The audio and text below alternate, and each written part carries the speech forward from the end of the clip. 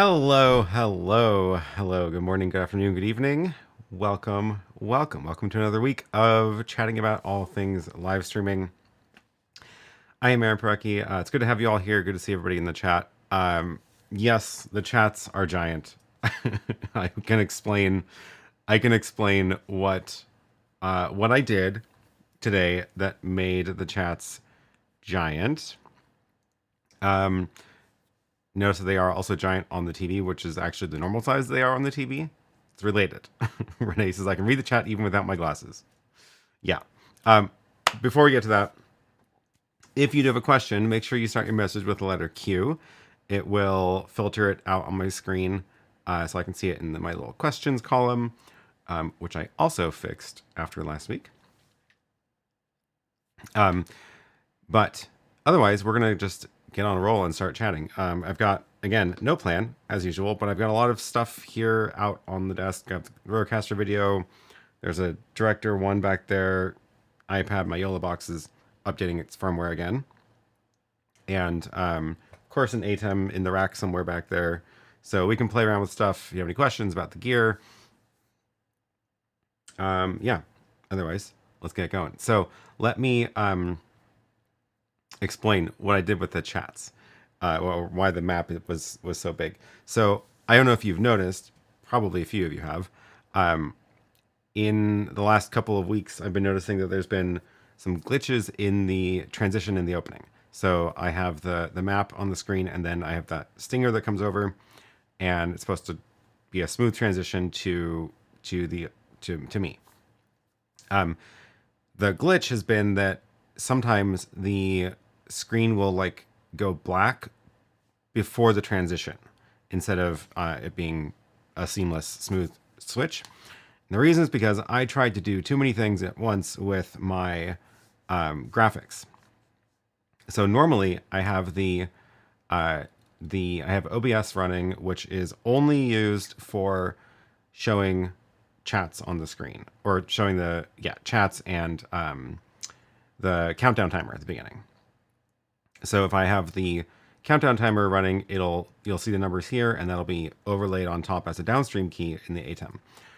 What I have been doing up until today was OBS is also where the map shows up. So if I turn this on, it's going to put the map over the whole screen, but that is the output from OBS.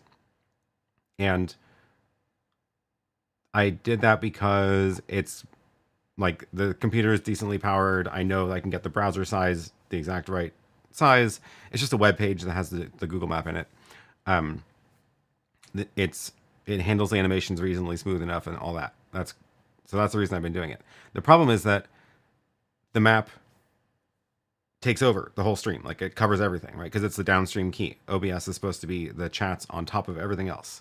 So I can't really put anything else on top, like the little banner at the top that says, like, say hi from wherever. And I can't do a transition out of that because it's a downstream key. So the way that the layering works, I have a diagram of this somewhere. I wonder if it's still in my ATEM. It is. The way this works, let me drag the graphic in there, and let's maybe put it in here. That one? Yes. So the way that the ATEM, any ATEM works is you have essentially three groups, three different layers. So you have your bottom layer, which is your input select. So that's on the ATEM Mini, HDMI 1 through 4, the media player, color bars, whatever. Then you have the upstream keys that can go on top of that. And the upstream keys, you can do like, you can do Luma key. So if you're just doing like simple graphics on top, like the chats, and the downstream keys are on top of that. What I don't have in this diagram is where the transition happens for the mix effect. And I can't remember if it's above the upstream key or below the upstream key. Maybe we should test it and find out. Let's try it. Let's do it right now, because that's what we do here. We do things live. Let me go back to my computer screen. So I'm going to test this on the ATEM that's live. I'm going to put something in an upstream key and then do a stinger transition, and we're going to see if it changes with it. I'm trying to get the layers right in my head. Let's do a graphic like,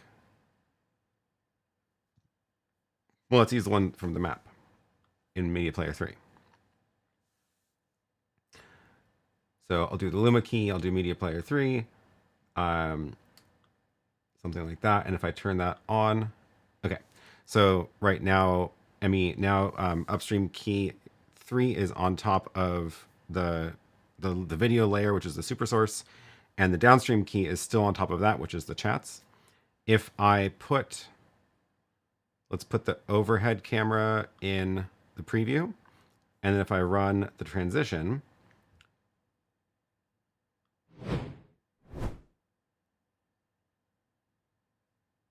right, it's tied depending on whether you have that one selected. Of course, that makes it go away. So is that on top of, or I would say, how would you describe that? How would you describe the ordering of upstream key? Or the transition? Where does the transition fit? It's like it's part of it. I think it's like would you say it's part of it? Because it's, depending on if you have this one checked, the upstream key is going to, here I'll turn it to just a fade. It transitions with it if you have that button set. So anyway, okay, so the point is, with this, in any case, the way, like OBS, I want on the downstream key at the very top because I always want the chats on top of everything and the countdown. So you can never transition, you can never do a stinger transition or a mix transition with the downstream keys. It'll either just like transition off, but you can't like, it can't become part of it. So if I do this, oops, you know, it's in my computer screen. If I do this button, it will transition off air with the transition that you're doing, but that doesn't work for the map because I need because like basically I have the countdown timer running and I have the map, and they're actually two separate things. And the problem is I'm trying to combine them in OBS into one, and that was causing it to basically mean that I would have to turn off the map at the right time during the transition, which I can never get the timing right because the timing of the stuff is not, unless it's actually in a macro happening in the ATEM, the timing is not guaranteed. Long story short, what I did was I moved the map out of OBS into the same thing that feeds the TV, because the TV is always showing the map anyway, and that's coming from the Fire TV stick. And so I've already got that in the ATEM, so I put that into this show so that the map is not part of OBS, and then I can actually do transitions into and out of it properly. The problem is that the Fire TV does not provide a 1920 by 1080 web page, so my CSS that assumes that size of web page didn't work, and the chats are huge. So, yeah. Why not have an OBS scene with the map and chat?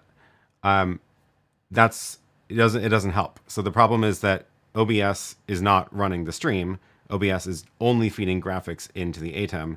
So regardless of how I have it set up in OBS, at the end of the day, it's sending one graphic into the ATEM, which is then always on top of everything. So, yeah. IT Never Gets Old says, is your stinger coming from the media player or something else? Yeah. So because I have the ATEM with the big ATEM, I have a media pool that has the ability to play video clips. So I have a stinger clip in here. I have my little title transition, which you see at the very end of the stream. And I have the little thumbs up animation that is 190 frames long and has a little sound effect. So those are all animations that are stored inside of the ATEM. And then you can use them as video sources or as in a downstream key or in a transition or whatever. Fun thing that that I didn't realize at first is, so the ATEM Minis have never had the animated media pool. It kind of looked like the Extreme would because they had the Sting button, but the Sting button never got any updates to do anything with it. But that's what the Sting button should have been for. But it looks like the new Extreme ISO G2 does actually have a media player in it. So if we look at the, somewhere in here is,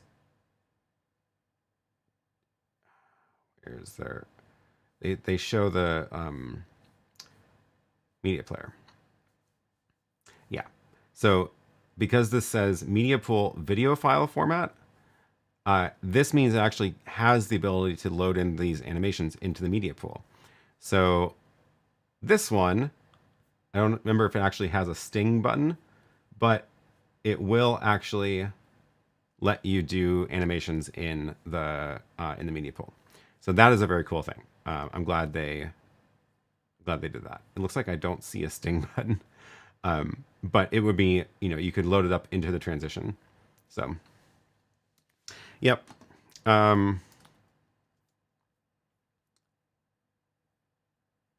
Okay, related, Studio 11 Live. I own an ATEM Mini ISO, and I'm on the fence about upgrading to the Extreme ISO G2. I'm sure you have already given your thoughts, but what's your takeaway with the G2?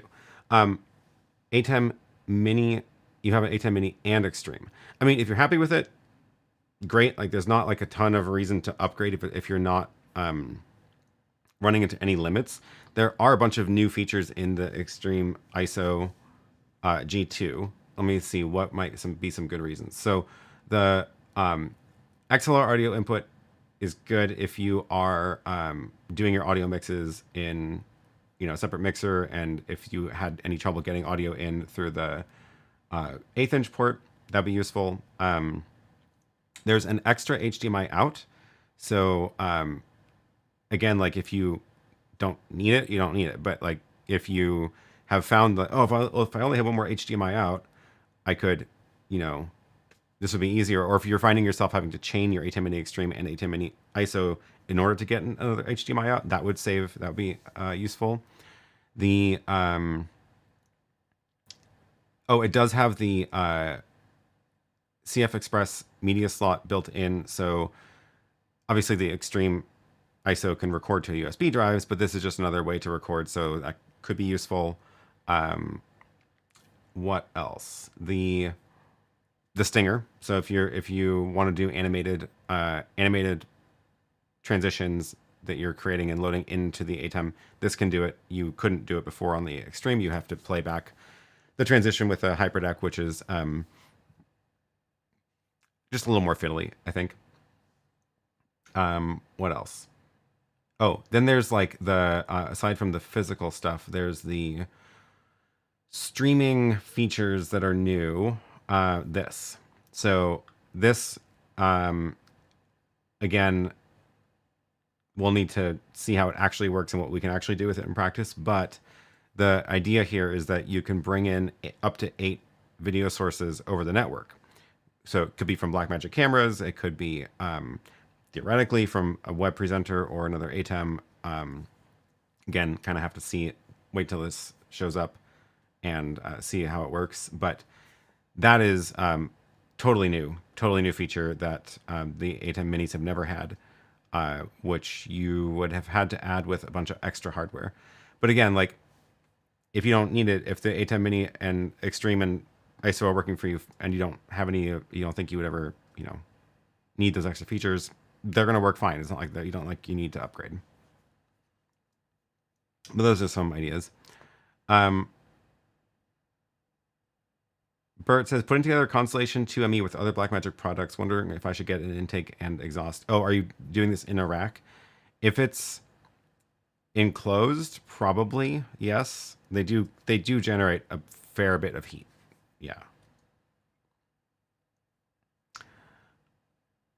Razor Baby says, I ordered an Obsbot Tail 2 and shipping is delayed. If you received your camera order yet. No, they told me that they were out of stock of them and that they weren't able to send me one until later. So I think I'm not even expecting it until the end of the month at this point. Hilarious that they took the Sting button away and then added the function. Yeah. Blackmagic learned their lesson about including the Sting button. Yeah.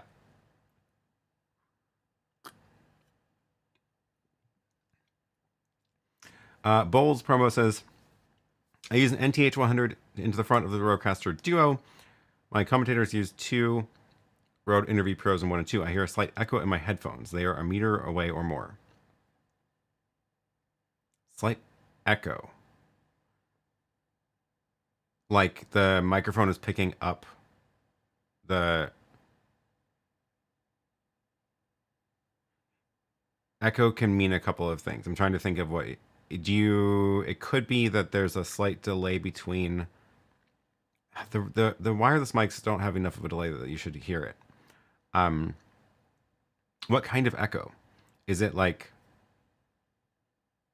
faint copy of the audio? Is it a faint copy of like a different mic picking it up, or is it actually a repeated audio? Kind of need to know more about that. I can't quite picture what the problem is there.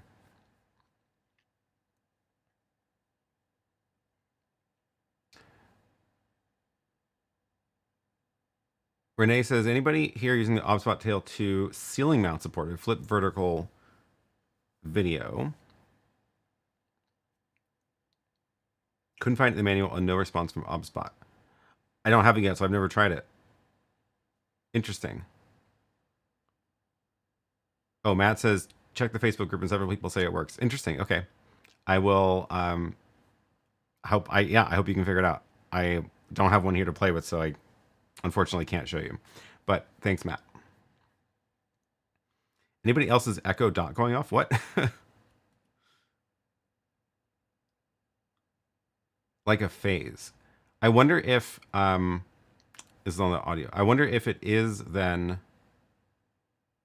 the slight audio delay between the wired mic and the wireless mic. I haven't measured it. It should be tiny. It should be not noticeable. But I haven't actually measured it.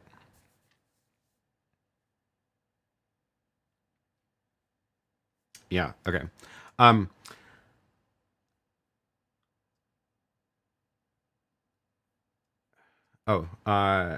Gwen says, I need to show up in my other chat. Don't know about Rode wireless mics, but I do get a frame of latency when sending DJI mic to the camera, and it's enough for me to notice in headphones. Oh, interesting. Okay. A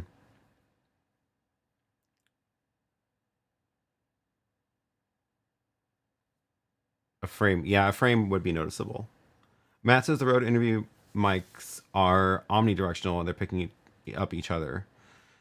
True. Yeah. If you are, if the other two people are using Interview Pros,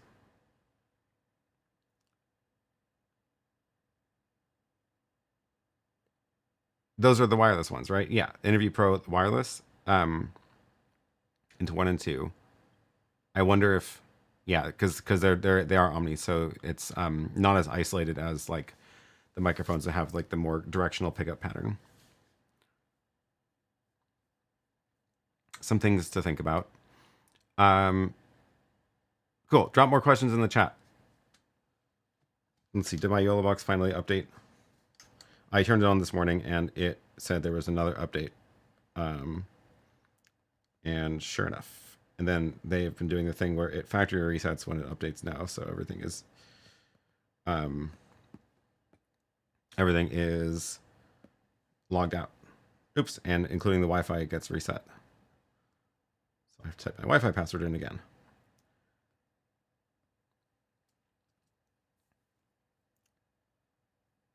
Adam says OBS scenes would work for the map and chat. One scene for map, timer and a chat, and a second scene just for the chat. You can have a sting button between the two scenes, much easier than the current setup. That would work if I was using OBS for streaming the video. But the problem is I'm not. The problem is OBS is only feeding the graphics in. So if I did this and I did a sting between the two scenes in OBS, all that's going to happen is the map is going to transition out and then the graphics remain. And but the actual video feed is coming out of the ATEM. So what would happen is I still need to do the stinger in, or the transition of any kind in the ATEM, and the OBS graphics are just sitting on top of everything, so it doesn't work. If I was doing the whole stream in OBS, yes, it would be much more straightforward.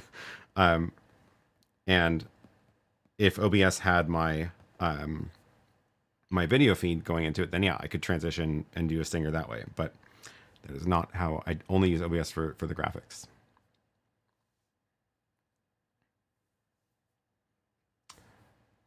Cool. Okay, a couple good questions coming in. Tom says, I attached a 4 terabyte drive to my ISO Extreme to record, and I connected it to my PC to copy all the files locally into Resolve. Worked great. But a few days later, when I tried to connect, it asked for username and password. Tried admin and guest. Any idea is why it's asking? What asked for a username and password? So if you try to mount your ATEM Extreme, ATEM Mini Extreme as a network drive over the network with the hard drive plugged in, it will prompt you for a password, but you just use guest and that will let you in. The hard drive, if you unplug the hard drive and plug into your computer, there's no login. It's just a drive. So if it didn't ask, if it didn't ask you for a password the first time, I guess maybe it just defaulted to guest. But yeah, it's expected that it is a it will ask you for a login and you just use guest and then it lets you in.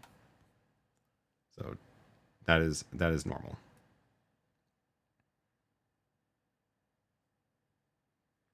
IT Never Gets Old says, is your OBS output going via DeckLink output? Yes. Yeah, exactly. So it's, well, it's not a DeckLink. It's actually the Ultra Studio, but same idea. You can see it. Let me put the chat back up, actually. Then you can see it kind of here. So this is the Ultra Studio. This is plugged in over Thunderbolt. OBS is outputting to this physical box. And then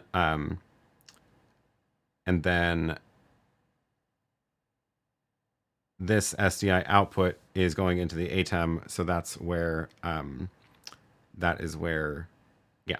So the map shows up here and then it'll cover the whole screen. Here, if I can actually show you this because I can just turn this off. If I turn off the downstream key and then go to OBS and show the map,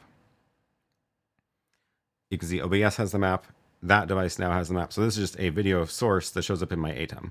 So no matter what I did with OBS in terms of transitions or whatever, it's still going to be just one video feed into the into there.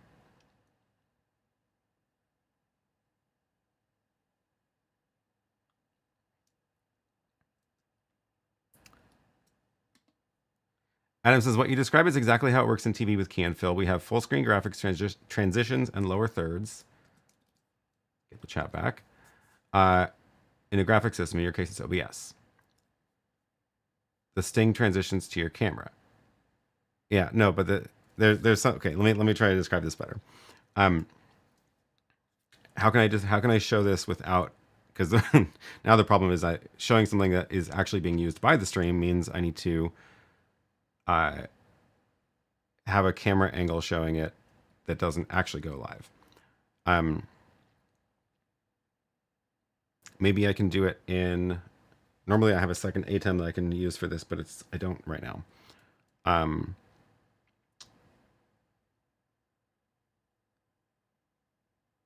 me think.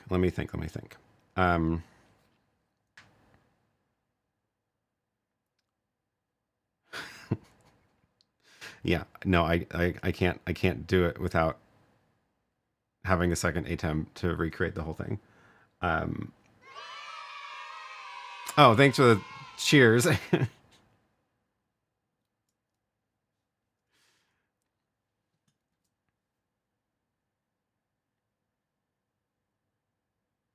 Route a camera to the encoder and show us. Oh yeah, of course. Yeah. Okay. Here's what I'll do. Let me go. What I can do is, because the ATEM SDI is actually doing the stream, so I don't need. I can take my big ATEM off of that project for a while. So what I can do is output the PTZ camera. That'll be useful. Let's see. PTZ camera goes to the ATEM, and then ATEM SDI gets, where are you? Gets camera 2. And now I can mess with my big ATEM and you can see that camera. I should probably also do this. Okay. So what I can do is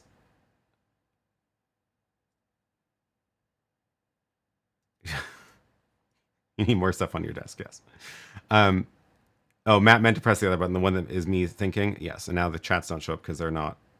We're not on camera 1.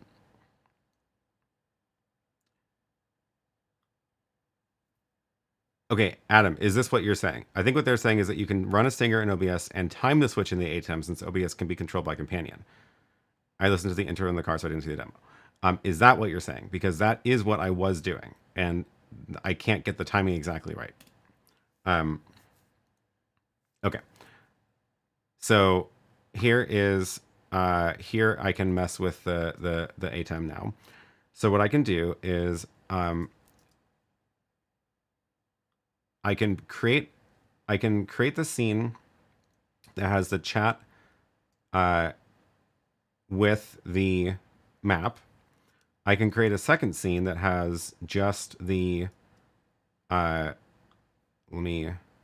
see, no map, make a new scene there. Probably I actually need my computer screen going into one of these outputs. That would be more useful than this. Let's do that. So, okay, here is my computer screen with OBS. So let me get rid of all of the other random things I've been testing. Okay, and I'll delete the map from this. Now I have the live stream. Oh, and I also need to change this property to don't shut down the browser source. Okay, so now I can go back and forth. We know we have a nice transition, right? So I can go fade out, in and out from OBS with that. And this will keep the chat running, which is important because what I actually need from that is let me turn off the sound from this so that we don't blast you with the countdown music. Where is that? Where is the sound? Is it in, oh, it's probably in my X32 instead. Yeah. Okay. So if I start the timer,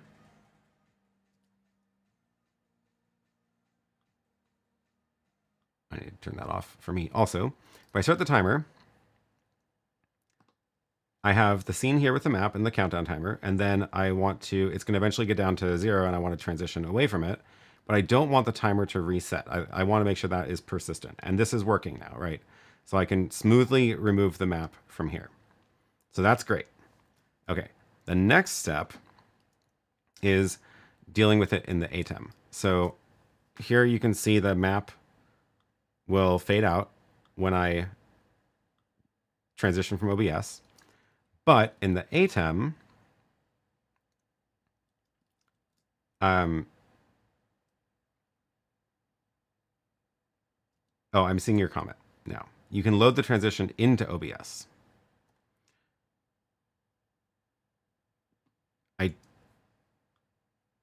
don't know if that's going to help, but I can do that. I can do that. So let's do, I actually don't know how to do, how to do that. I've never actually done a video transition in OBS.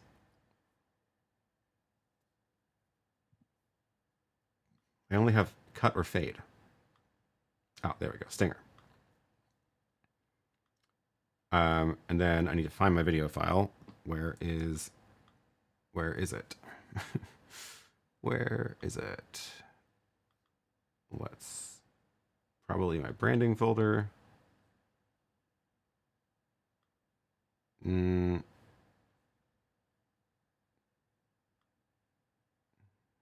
it this? Preload video. Preview. It is not. Oh, I need to set the transition point correctly. Let's see, what is that? I think it's a second. Maybe that's not the right file. Let's try to make sure I find the right file. It would be in, gosh.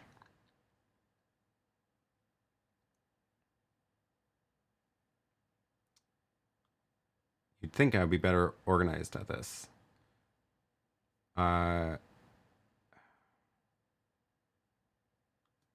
There's my stinger folder. Here it is. Okay. Branding. Stinger 2024. Let's see if that works. There we go. Okay. So I can do that. And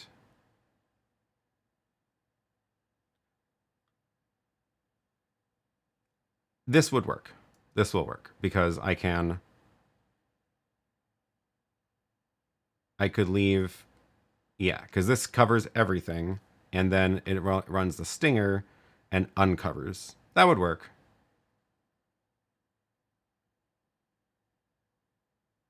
Is that better?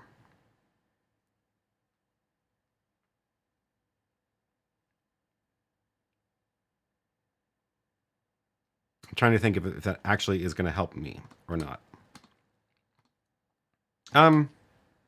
Maybe. Okay. Let me get this back. Oh, the countdown is running. See if you can get the timer to still sit on top of the stinger. No, it wouldn't, because the stinger in OBS is on top. So if I, yeah, because that's the point of the stinger in OBS, is that the stinger is on top of any of the OBS graphics. So I don't necessarily mind that, I guess.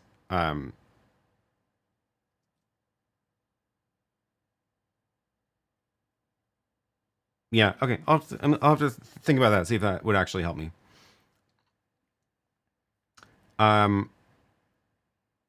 Oh, back to the ATEM question, which case guessed. Oh, I don't know how it works on Windows. On Mac, when I try to connect to these, the CloudPod does the same thing, where the CloudPod will...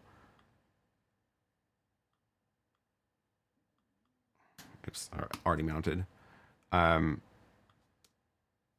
CloudPod, when I try to connect to it, it will ask me... It'll give me this prompt, and I just click this, so I don't type it in. I don't know if that is actually sending a capital G or not. But that's how it works on Mac. I don't know if you have to do it differently on Windows.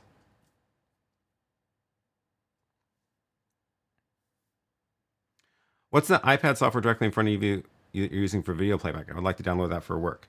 It is a cool app with an impossible to Google name. It is called, I'll drop the link in the chat. It's called Live App. Video playout and graphics. It does a bunch of stuff. Video playback is just one thing, but it's nice. It can tie into the ATEM, so it can autoplay when you are when you switch to it. It'll autoplay whatever playlist you have set up. It's kind of cool.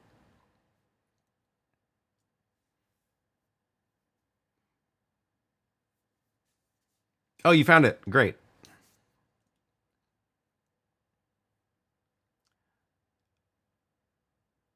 What Turning says, can you send the ME1 program out to ME2 and then create a new show around your ME1? Oh yeah, that would have been another way to do it, because I essentially have little mini ATEMs inside the big ATEM. The other thing I did with the show opening is I moved the map setup to ME2 so that I can time the transitions in and out of it better, including the graphics I have on top of that. Oh yeah, the other thing I would need to do in OBS, if I'm going to do this, if I'm going to switch to this way of doing it, is the little overlay on top of the map needs to go into OBS. So let me make sure this is off air. Great, Stinger is going to run every time now.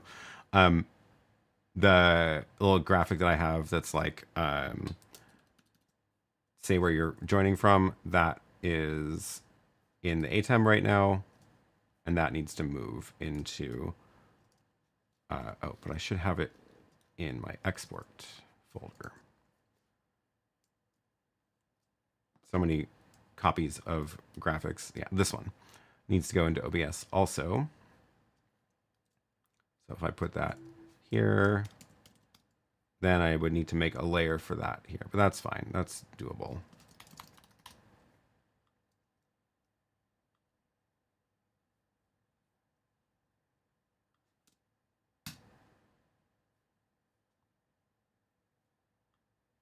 And then I get my complete transition out of it with the Stinger. I guess I don't mind having a Stinger in OBS. I try to make it do as little as possible, but maybe it's not the end of the world. Oh, I really should kick it back out to there. Do I ever do anything with ME3 and 4? Usually only when I'm like testing things or filming videos. I might use them sometimes. So like Sometimes I'll do green screen stuff down at those layers. But I don't use them as much as I should probably. It's really hard to keep that all in your head if you're also the one on camera and figuring out how to use them. Adam says it's a slightly different way of thinking about graphics, but it does simplify macros and companion triggers in the long run. Yeah, I was just trying to keep as much in the ATEM as possible, but maybe you're right. I should just move the stinger out of there. Cludford says, for a budget setup for live streaming an event, which is better, AVCAN's 20x P2Z with AI tracking or Panasonic GH5? I mean, budget, I wouldn't say GH5 is budget. So the AVCAN's camera for sure is going to be a lot cheaper, and it's not going to be as good of a picture quality, but it's definitely you can get many of those P2Z cameras for the price of a GH5. So plus if you want remote control to GH5, especially with P2Z now, you have to add a P2Z head, you have to do a mechanical focus or zoom thing, so way more expensive. If you're happy with the picture quality you get out of the AVCANs, absolutely go with that. Again, it's definitely not the quality of a GH5. This camera is basically the GH5 sensor, and the P2Z camera is this one. So I can zoom out. Oops, that was not the zoom out button. I can zoom out, and you can kind of see, like, if you compare the wide shot here to the wide shot here, it's not quite as nice colors, but it's, I don't know, good enough, I think, for a lot of things, and the price is right, that's for sure.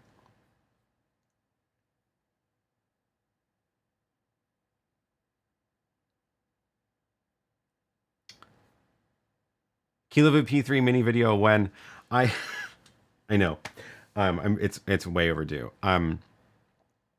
The when is a good question. What I'm trying to do is do something a little bit more interesting than just setting it up in here, but at this point maybe I should just do a simple demo of it in the studio.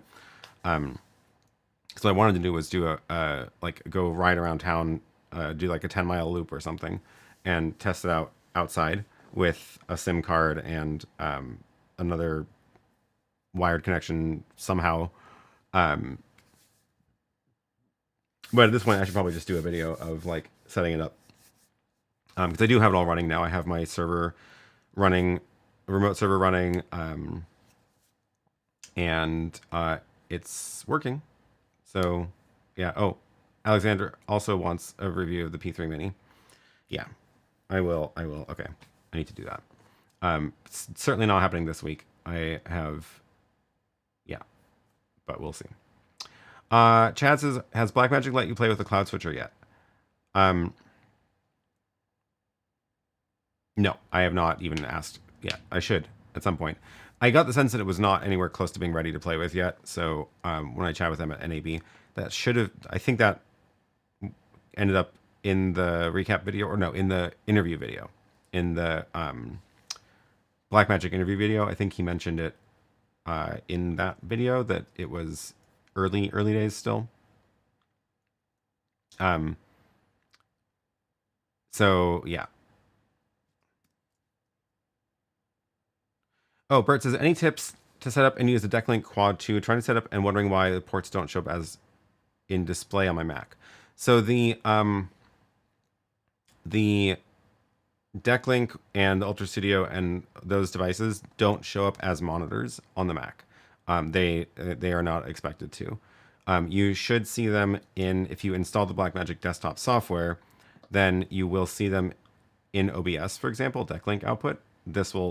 You'll get this menu, and then you can choose Ultra Studio or DeckLink. My Thunderbolt thing must be unplugged right now, because normally I have the DeckLink card in there also. But you won't see it as a monitor. So yeah.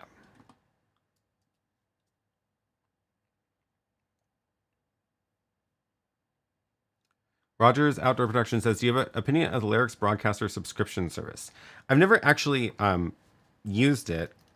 I remember opening up Larix at one point, and it asked me to subscribe, and I did not. What is... It must be the premium feature. NDI, WebRTC.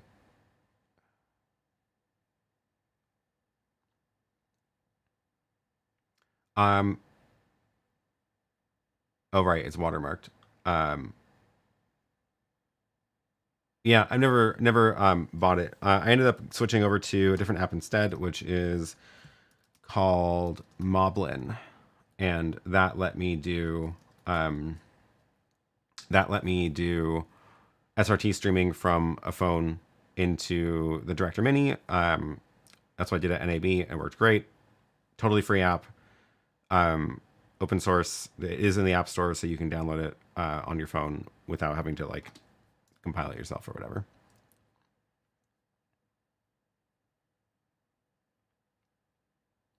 Did I ever get my Zoom ISO hardware software combo going? I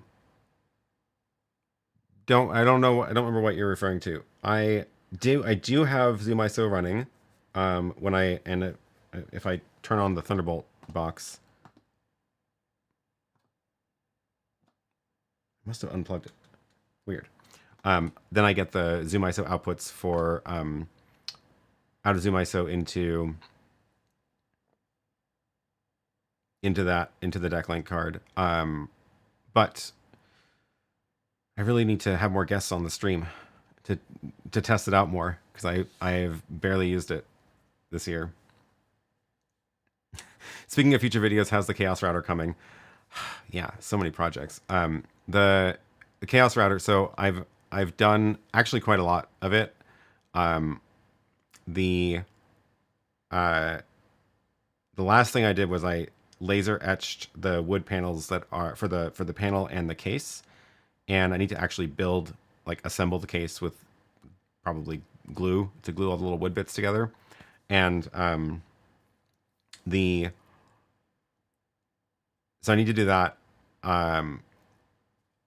I done test fits of a lot of the switches onto that panel, and then ton of wiring. So the next step really is all the wiring.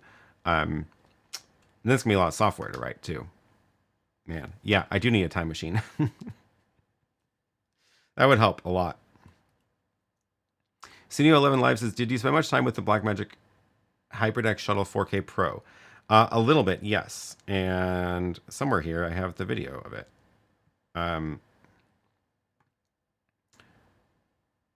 Which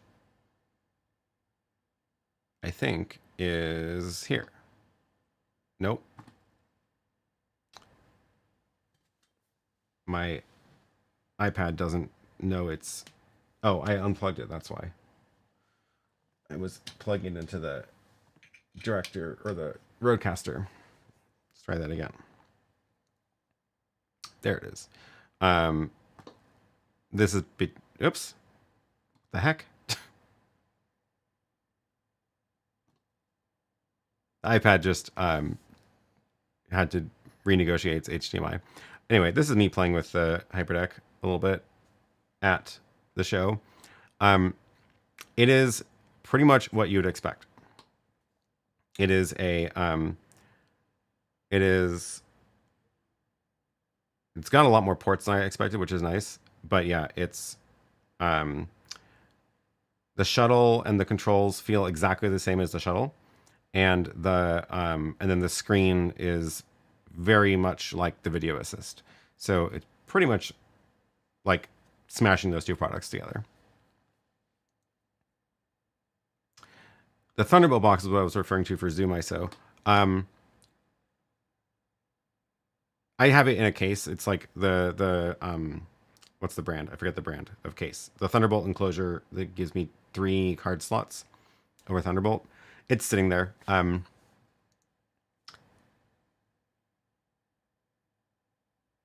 Once again, I thought you had the new HyperDeck on your desk.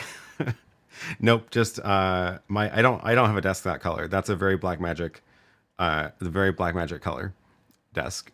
Yeah. Gwen says, with the Ultra Studio on Mac, sometimes they don't show up after you boot the computer. Launch Blackmagic desktop video app first. Oh, interesting. Okay. Huh. I don't think that's happened to me, but yeah, interesting. Roni says, "What is a simple way to fix the IP address in a Pi 4 companion?" Um, there is what is a simple way? There is a way to set the IP address on the Raspberry Pi itself. The downside of that is that if you move it to a new network, you would need to redo that. The other way to do it is in your router. So if you're in your router, and it totally depends on what router you're using. There's usually a setting somewhere to reserve IP addresses for a device. Sometimes it'll be like just let you type in an address. Sometimes it'll say always give it the same address. Every router does this differently. That's probably the better option, just so that if you do end up moving the Raspberry Pi to some other network, it will get a new address from that network, and you won't have to go plug in a monitor and a mouse and stuff.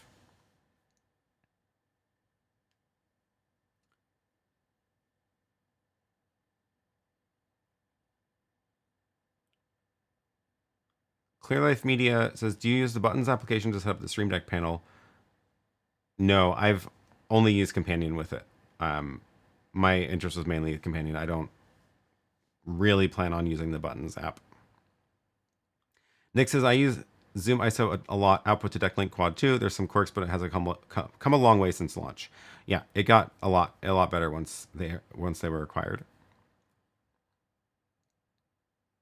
Nick says, "Not one for today, but could you include a session on MADI audio from ATEM to the X32 as an external mixer on a future stream? Thanks so much." Yeah, I mean, I can talk a little bit about it because that is what I do here. So this is like actually the big bummer about the new ATEM Extreme ISO G2 is that they added MADI audio, but it's only in. So it's MADI in to the ATEM, not out from the ATEM. Because I don't understand why they did that. Because, I mean, I guess their audio mixer in this is pretty good. But I feel like normally what I want to do is get the audio out from things like a HyperDeck or cameras that I've plugged into the ATEM to be able to mix them separately outside the ATEM. The big reason, and this is what you can do this with a RØDECaster video because they have a multi-audio channel mixer. I like having you have your program audio mix for the stream, which is your whatever the viewers are seeing or hearing, and then I want to make a separate audio mix for the speakers in the room, so that I can hear things as I'm talking to you. But that obviously should not include my microphone. But it does include things like the sound from the web page, sound from the media players. If I'm playing back a video on the iPad, I want that audio to come through as well. So, but there's only one audio mix in the ATEM, so you can't really do it in the ATEM. There's just program audio. If you could make submixes, and then there's also not enough audio outputs to do anything with audio in the ATEM. But if you could make multiple audio mixes in the ATEM, that would solve that for me. Like even if they had a headphone audio mix that was different, that'd be useful. Actually, they kind of do, don't they? Because there's like the this little thing, this little button. Is it only on? No, it's not on this one. Huh. Anyway, there isn't really multiple audio mixes in the ATEM. So but the Constellation ATEMs do have audio out, or MADI audio out. So if you go up to these, then I think it's only the 4ME that does. The 2ME does not have any MADI. Yeah. So the 4ME, which is the one I have, does do MADI in and out. So what I use this for is all the devices are routed, plugged into here. So I have like I have the Ultra Studio for the web graphics. I have HyperDecks for video playback, I've got this iPad plugged in there for that video. What else? You know, anything else that is like feeding video in can have an audio channel. All the cameras have audio, but I don't use the camera audio for anything. So all that gets sent into the ATEM, but then it's all broken out through MADI into the mixer. So if you look at my mixer, what I do is I have these different mixes. So I have the monitor mix, and I have, this is actually MADI back into the ATEM for the program. I have a output that is plugged into a separate audio device in the Mac in case I need to route audio into Zoom separately. And then a bunch that I'm not using, and monitor. So monitor is there's speakers in the room plugged into this monitor mix. So if you look at the monitor mix, it'll have, actually I normally do have OBS on there. I don't have any of the camera mics or anything, but I do have the computer audio, HyperDeck audio. And if you look at this is the program audio that goes back into the ATEM. I'm not sending my computer audio into the stream. So if I wanted to play back a video from the computer, I would just make sure to turn that on. Similarly, if I want audio from OBS, which I normally have on, I just turned it off when I was testing that out. And if I'm plugging in devices like testing gear on here, and I want audio from those devices, those are going to go into my patch panels on the desk. So then I turn those on, and then I can, you know, route those into the recording or the stream. So yeah, it's really nice being able to have the separate monitor mix, separate stream mix, and even another custom mix to back to the the other audio interface capture card for the computer. And that's all possible because I have the MADI audio going out of the ATEM into the mixer.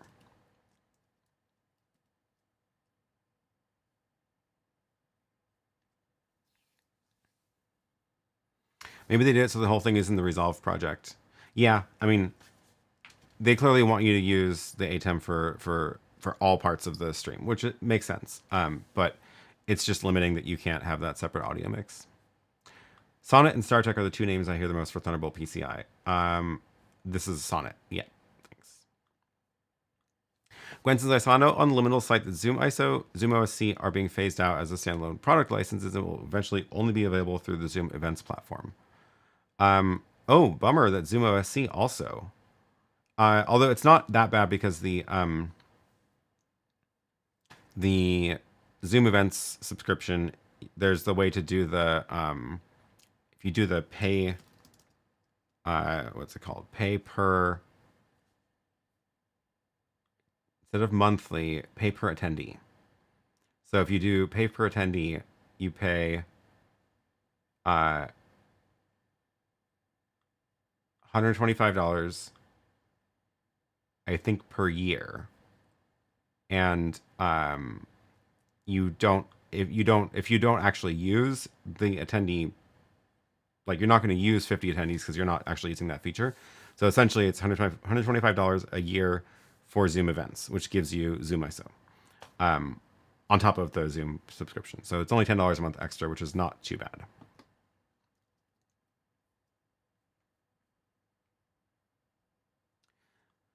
Roni says, the goal is to use a Pi 4 plus companion in a fixed conference room and control the IP addresses. No DHCP.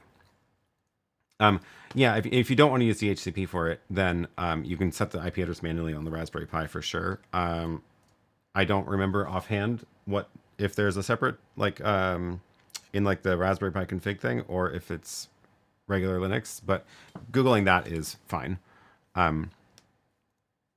Just Google that and you'll find tons of tutorials for that, setting a static IP for the Raspberry Pi 4. For $100 a year with the pay per attendee, we can get all the apps on as many computers as we want versus a per app and per computer license. Yeah, it's not too bad.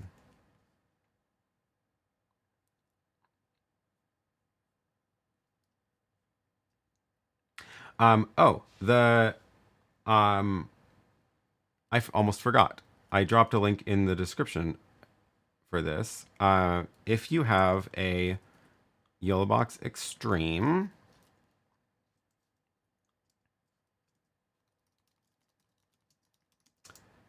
the NX3D folks have been hard at work and just launched pre-orders for the new Extreme stand. So this is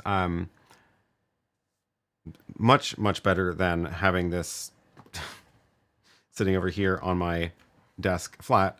So this will give it that nice tip it up at a nice angle. Looks like it's about like that. So much easier to work with compared to seeing it like this, which I always just end up seeing reflections of things. And yeah, so tip it up at a nice angle. Give it some more airflow. There is a fan on the back, so you don't really want to set it down flat on a desk. So that is, pre-orders are launched now for that. It'll ship, it says June 1st. So yeah, get your orders in now. I just dropped the link for that in the chat.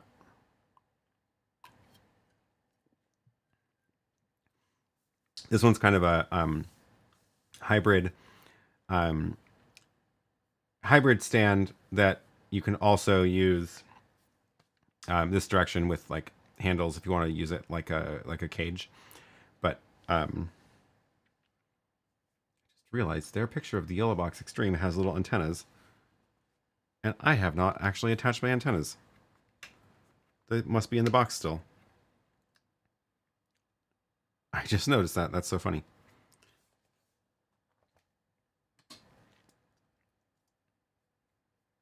It's got the famous BK1 angle. Yeah.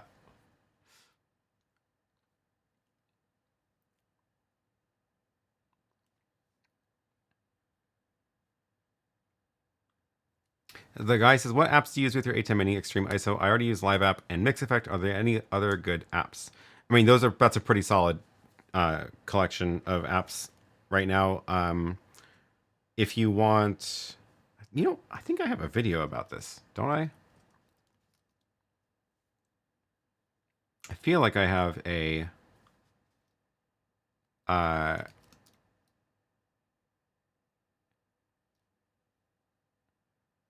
guess not.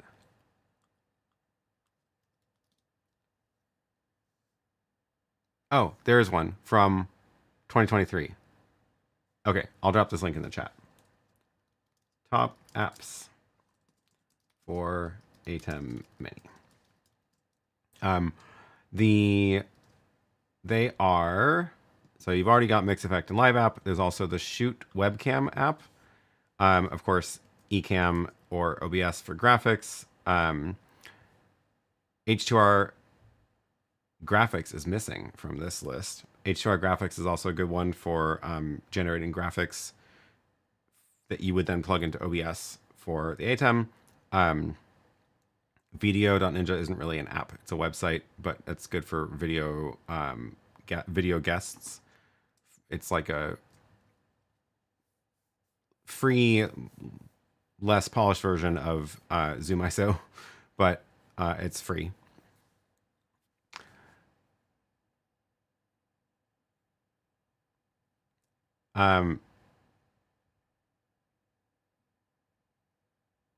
Yeah, HDR graphics. Yeah, there's some other ones. Companion should be on that list. Oh, that is a really good point. Companion is, I guess I don't think of it as an app, but I guess it technically is. And now I'm actually running it on my Mac like a regular app instead of on a Raspberry Pi. It should definitely be. I do have a video about Companion that I did recently, so I'll drop that link in also. Finally did a video. It's already been a year. Oh my gosh.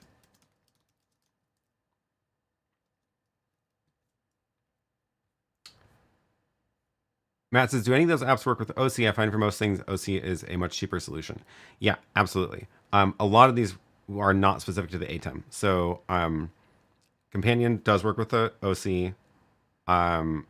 The any of the apps that are just generating graphics, they're not really tied into the ATEM. They're just, at the end of the day, outputting a video feed that you can plug into any switcher. Live app, that's the one I have on the iPad here. It does have features that are specific to the ATEM, that is the autoplay. So when I cut to the input that this is connected to, it'll start playing. That won't work on the GoStream, but you could, of course, manually use it. So like this is just outputting a video feed out of the HDMI port. So you can always hit, manually hit play and then cut on the GoStream. So, and then this has the other features like overlaying web pages or drawing, where again, if you draw, then it's just outputting a video feed. So that would work just as well with the GoStream.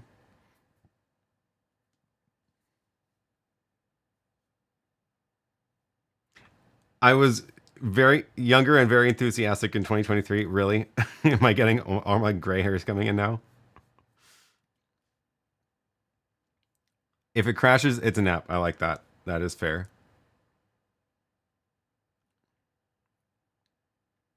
Mark says, welcome. Mark doesn't say welcome. I say welcome.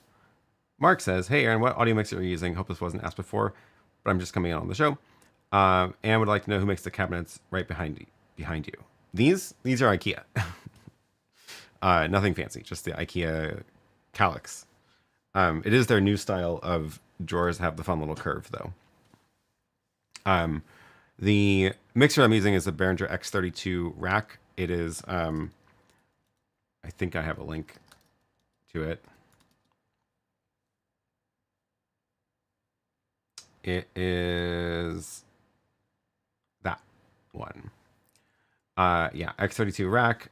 It's, the reason I got it is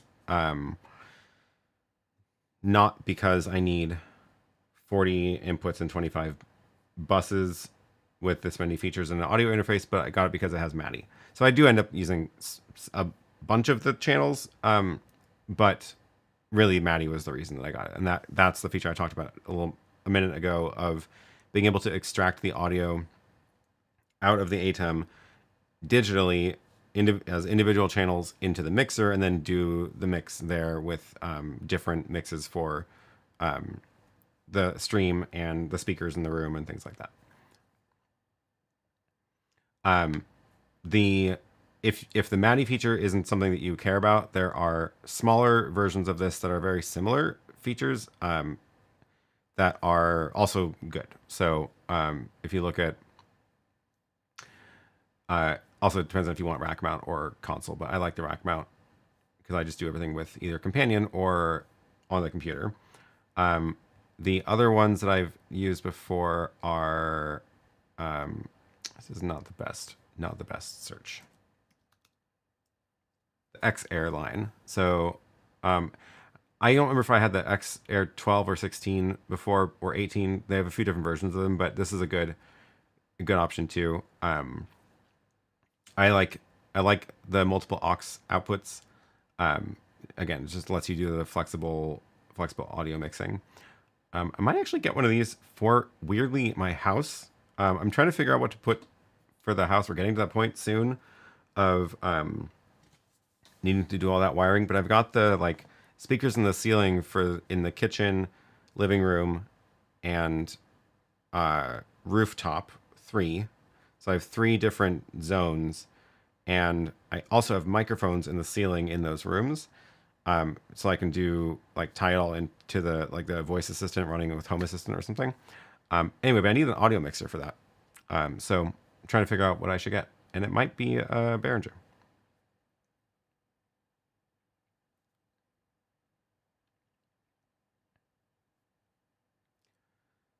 Fanda Studio says, is there a way to mute audio for the HDMI or SDI in the ATEM Mini, but still have the streaming and recording? What does mute mean? Oh, for the HDMI outputs in the ATEM Mini. No, there's not. This is one of the big limits of the ATEMs, and this is why, again, why I like having the MADI audio with the big ATEM and the big mixer, is for exactly that reason of, in the ATEM, there is a single audio mix. So what's recorded and streaming, and it goes out all of the HDMI and SDI ports as well. So there's no way to like mute that separately from the stream audio. Yeah, kind of annoying.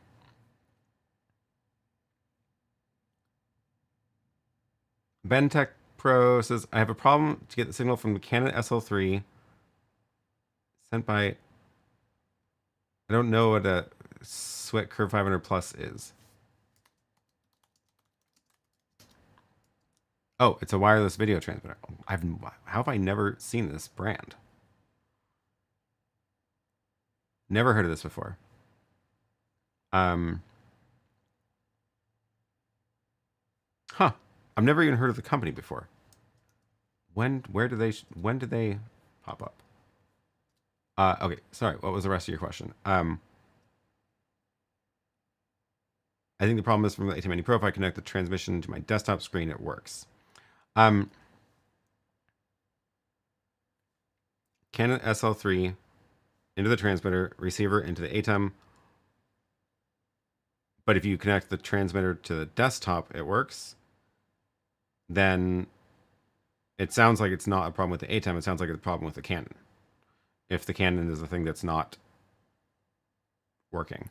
I will say though that it's definitely possible that the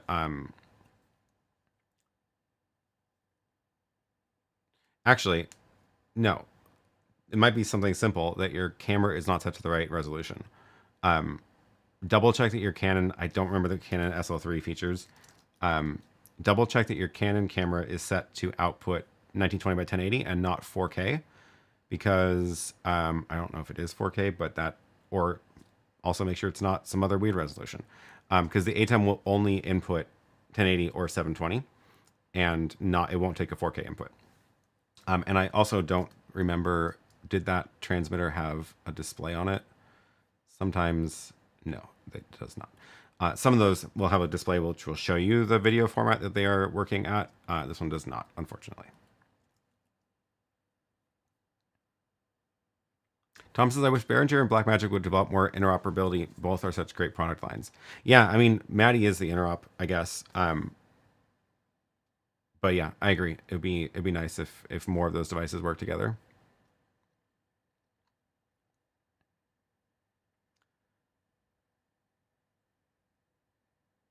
LA12 live stream says, Hollyland C2 testing ongoing. I had to return as UVC out locked at 30p even for PAL. Oh, weird. And UVC NDI frame to frame timing unstable, wildly variable. HDMI side was okay though.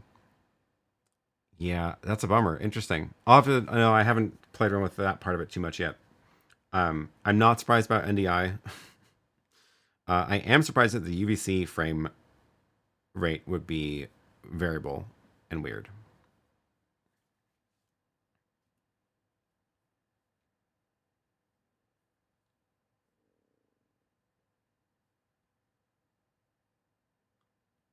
Gwen says, I now want to see Aaron do a 40 audio input stream. I mean, I guess I technically do have almost 40 currently connected. Just not very well used. But I do have most of the channels in the mixer are assigned. Let's see. It looks like I have these 4 are not used. But I've got, I mean, used, as in these are coming out of the Video Hub Matrix. I've got the Apple TV, which I haven't used today yet. The patch panel for plugging in with like where the RØDECaster video is plugged in. Yeah, HyperDeck, IP2110 converter, which I have not used today. OBS I definitely have used. Oh yeah, I have a second microphone. I only have 2 actual microphones plugged into this mixer. The rest are all digital channels coming from the ATEM. But I have the other microphone set up, which is, it's actually a microphone and camera pointing out the wall over there, which I use to film stuff when I need just a flat background. Do you ever use a teleprompter? If so, what one? I do. I have one here that I can show you. It is the Glide Gear TMP 100. It is, how do I not have, there it is. Yeah. it's nice. It is, drop that link in the chat. It is made for a tablet, and you'll see the slightly weird thing I have done with it is I've put this 10-inch monitor, which this is the little mount. This is the little thing that's supposed to, your tablet's supposed to like be held in place by this, and the monitor is way thicker than a tablet, so it's not exactly ideal, but it does fit pretty well, and it's the right size for this. And this monitor has the image flip feature, which you need for the teleprompter.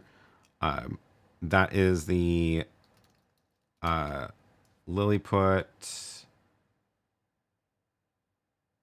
A11. That's the one. 10-inch monitor. I'll drop that link in the chat also. I like that combo. It's a good size. It's like for me, I can see the ATEM screen in there reasonably well. I can see the audio meters on air, all that good stuff. And then the other teleprompter that I've used, which I have set up at the other set, is the Elgato prompter. And that is not a HDMI input. It is a USB interface that actually requires their special driver on the computer. So it's kind of annoying. But it does mean that it doesn't, their software can like take over the screen separately from a monitor. So it is actually kind of nice for that. If you are happy with their teleprompter software. You can install the driver to use it as a second monitor, where it'll show up as like a, what's it called, display link, I think. And your computer can use it as a second monitor, but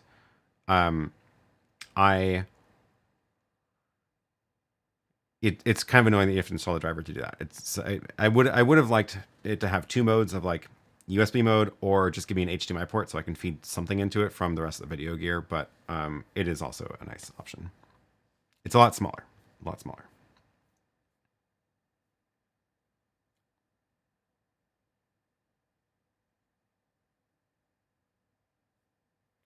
Apex Media Productions says, glad I caught you in time. Welcome.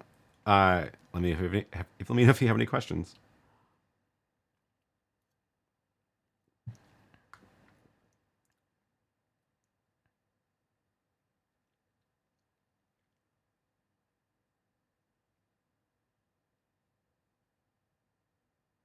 Where was I? Okay, cool. Wow.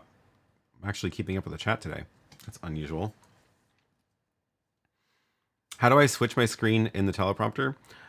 So it is routed to this one has a SDI and HDMI input. So for this one, it's one of the aux outputs from my ATEM. So I actually have buttons on my Stream Deck that I can use to switch that between my computer screen, the ATEM SDI in the rack, the Apple TV. I can make it a full copy of whatever's on the stream. This is what I do when I'm recording videos, so I can see a full picture of what I'm recording and look at myself in my face. So yeah, that's just if I go, where's my, do I have a preset for the Stream Deck? I do. So I have buttons for the teleprompter here. So I just have buttons here that change what is the aux out of the ATEM. And that is something you can actually do with the, if you have the new ATEM G2, ATEM Mini Extreme G2, this would actually be a really good use of that third HDMI out. So you can imagine you have one that goes to your, well, I guess ATEM streams, so you don't need it to go out to your streaming encoder. But you could take, one out for a large confidence monitor. You could have one running a projector for slides, and then your third one is your teleprompter that you can look at. So a lot of options when you have these three outputs. I'm really glad they added that third one. I think it'll be really useful to people. Apex Media says, so I'm able to connect multiple cameras using the HDMI to SDI from ATEM to Yolobox Extreme. Wait, multiple cameras using HDMI to SDI converter. Are your cameras HDMI? Now I'm confused about what's connected to what. The Yolobox is all HDMI. The ATEM could be a HDMI or SDI model. The question is, with the default lower thirds, I need to be able to add a timer to it. I need to know what's plugged into what. Are you streaming? Because the Yolobox and ATEM, you can use them in either direction of ATEM feeds the Yolobox or Yolobox feeds the ATEM. And that will depend on, you need your graphics, probably need your graphics to be done at the farthest downstream. I know they have a Yolo web tool with multiple stock lower thirds. Do you have a recommendation to customize those? They do have some customizability in that tool, but there's a ton of tools you can use to generate lower thirds also. Another good one, it's less customizable, but it's also easier to use, is H2R graphics. Most of these, the way they're going to work is they're going to give you a web page URL at the end of the day. So that's a good use for the Yolobox, being your furthest downstream where all your cameras are connected to your ATEM. It feeds one video feed into the Yolobox. Your Yolobox then adds graphics on top with the web overlay tool, and then countdown timer and all that stuff that the Yolobox is good at that is not built into the ATEM. Yeah, Yolobox has its own timer overlay feature as well. So if you're using that direction, just it's its own tool. It's like a separate. Let's see, I have it turned on, so why don't I just show you what I mean? If I go into, oh, that is not properly exposed. Let me adjust that. So we can actually see what we're doing here. That's better. Test. So if you go into the overlays section, this is where you can add your graphics from whatever generator you're using. And then let's see, let's actually add my, oh, come on. They need to turn off autocomplete on this field.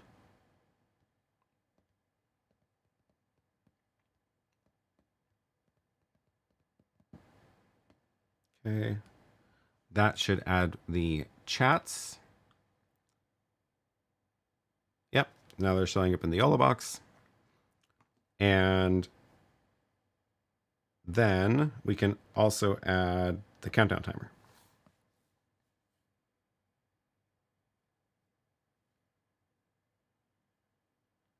And now I can choose both of them separately.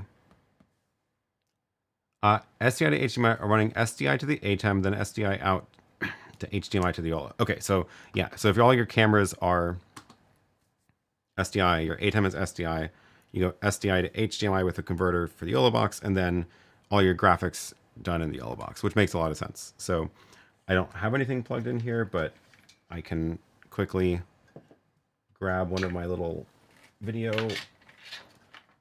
wires. Maybe not so quickly. And if I give myself a single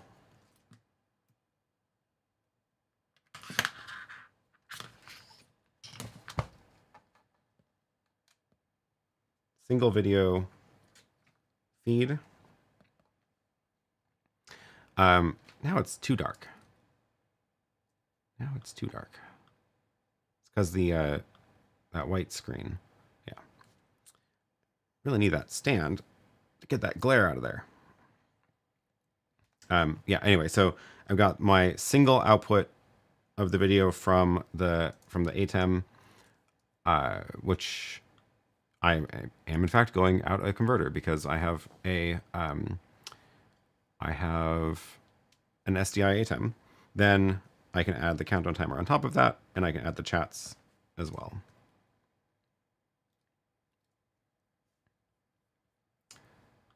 The stock scoreboards, they don't have one for boxing. Oh, you're talking about not just the lower thirds, but you're talking about like the actual smart graphics in here, like this stuff, the scoreboard. Um, yeah, this they don't have all the different scoreboard types in here, so I have no idea what you need for boxing. But yeah, it doesn't. They don't have all that, but they do have like the colors you can customize. Um, Unfortunately, yeah, if this isn't going to work for you, then you need to use a totally separate tool for scoreboards and bring it in as a web page. So if you what's the one that I keep forgetting the name of the one that I'm supposed to get in touch with to do a video about at some point. Um,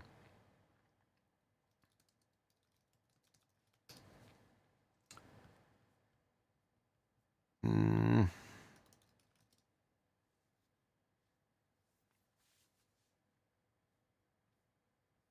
Singular, that's the one. Singular.live. They have a bunch of templates. And they have a bunch of templates, and at like the way this works is that eventually you get a URL you can bring into the Yolobox. I don't think I have.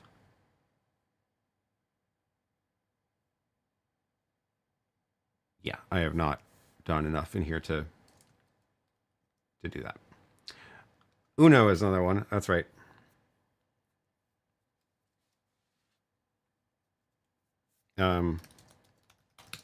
That one is here. I'll drop that link also.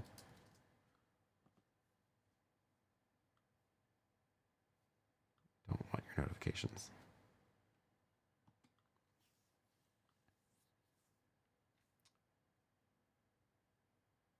I have done I did, apparently it was 2 years ago that I made an account.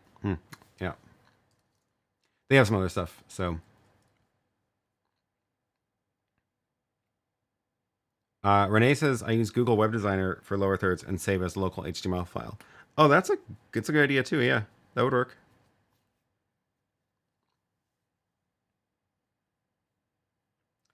But yeah, at the end of the day, like any of the graphics you add into the Yolobox, you won't be able to control from the Yolobox then.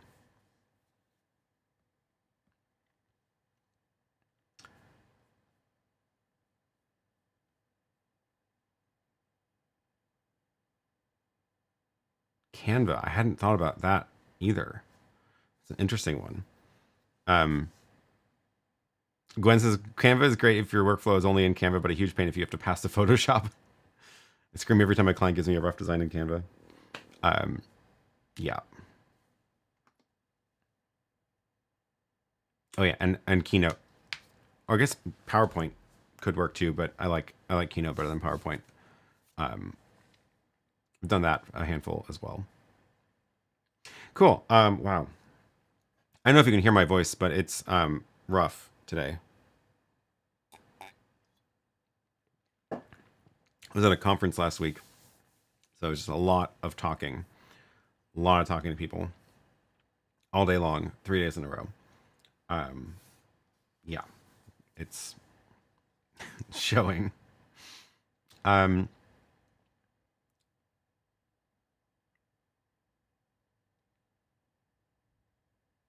Yeah, Keynote or PowerPoint as a scoreboard would be a little bit rough. Not ideal for sure, but you could maybe do something.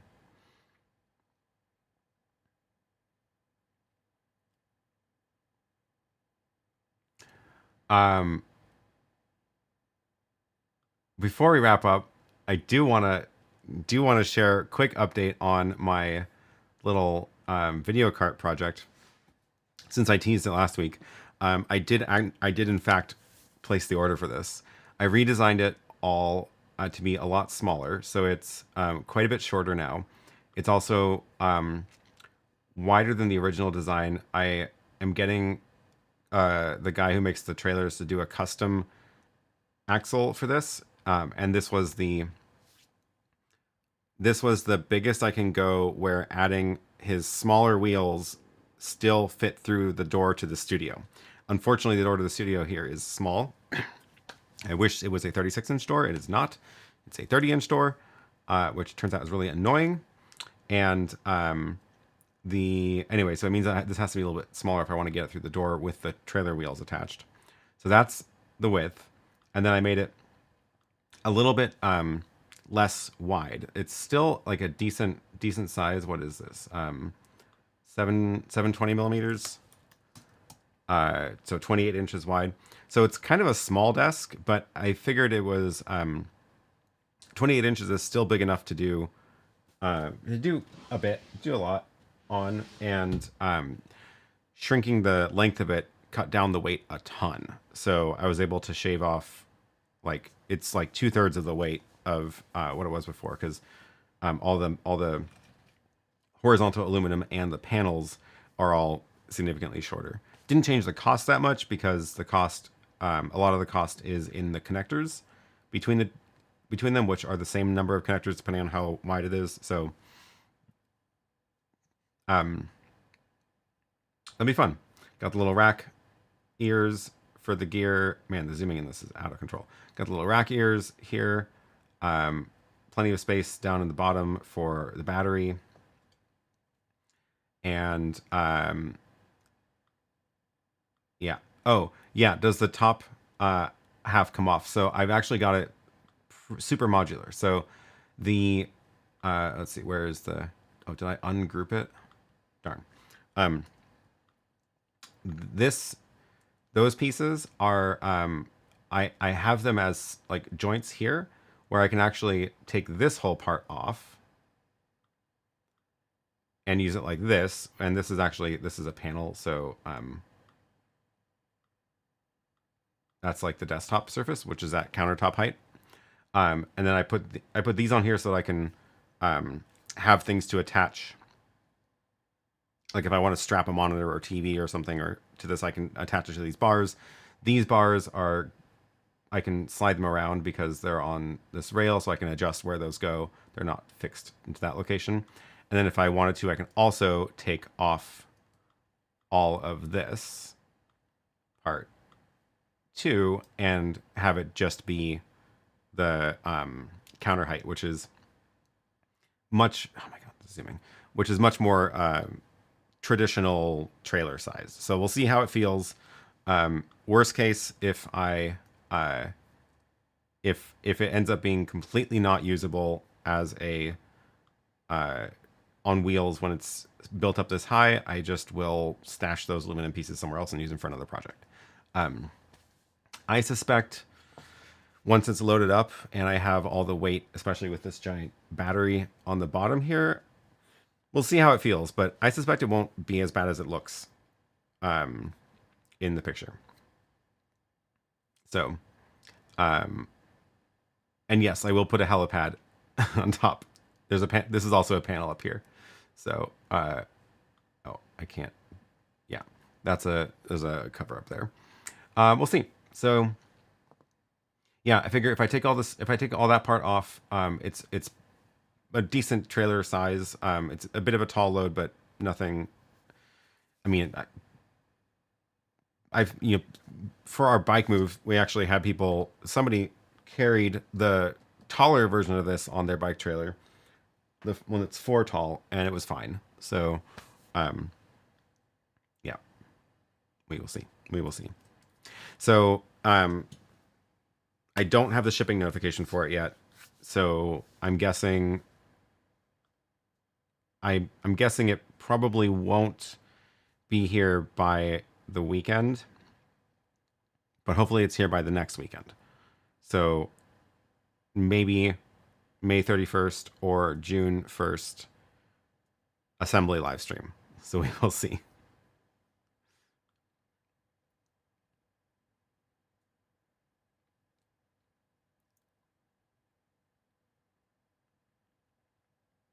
Jeremy says, how do you screen share?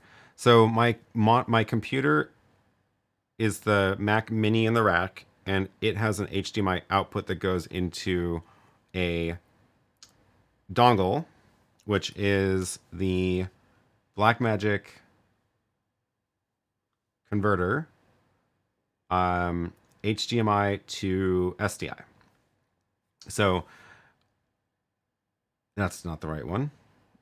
HDMI to SDI. So the Mac is plugged in here, and then I get no, it's not this one. It's the bidirectional. The Mac is plugged in here, and then the HDMI out from this goes to my monitor that I'm looking at, and the SDI out goes into the ATEM. So it's sending a copy here to that screen with no delay, which is important, because even the delay inside the ATEM is enough that it makes it really hard to use the computer. So going through the converter does not add a delay out the HDMI. So it's a copy to the screen that I'm looking at, and then the SDI copy goes into the ATEM. And then in the ATEM, it's just another video source that I can create this super source layout with, or I could do full screen on the computer too, but I don't like to do that. So if I'm doing recorded videos, I actually will do this instead usually. But it's just another camera source that I can switch to or make layouts for.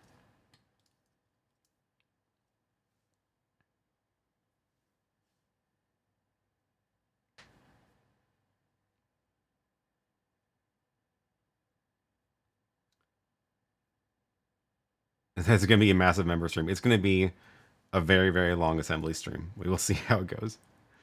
Joseph says, when I want to get input from MacBook via HDMI to RØDECaster video, how to set the signal to include not only video but also audio.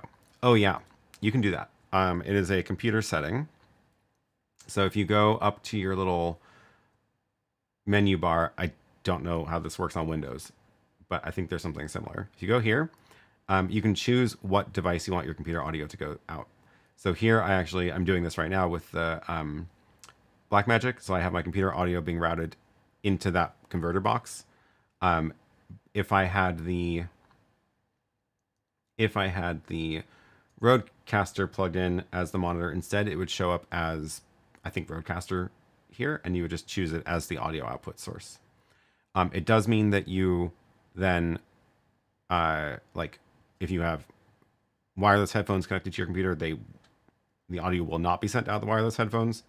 But that is one of the major benefits of the RØDECaster video, is that you can make multiple mixes of your audio in the RØDECaster. So you can make a headphone mix that has your computer audio, or you can make a mix that goes out your speakers for your computer, separately from whether it's on the stream or not.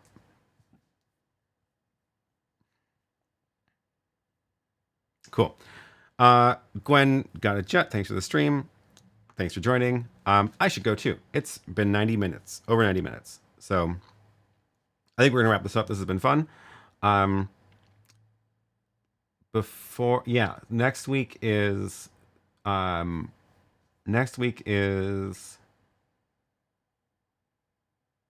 25th. So yeah, great. Same time, same place next week. Again, I don't think I'll have the big pile of gear to build on then yet, but it hopefully will be here before June 1st. We will see.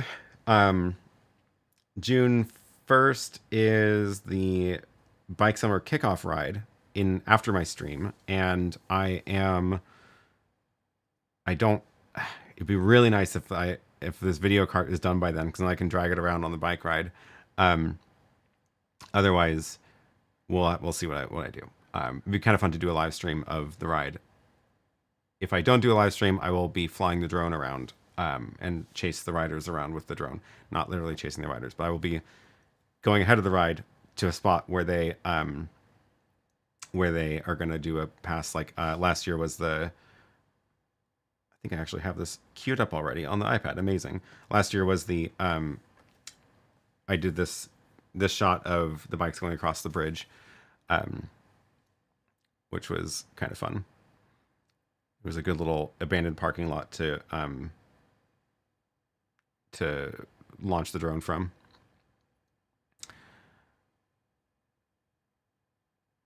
So yeah, I will do this again if I can, and maybe if my rig is here, I will do a live stream as well.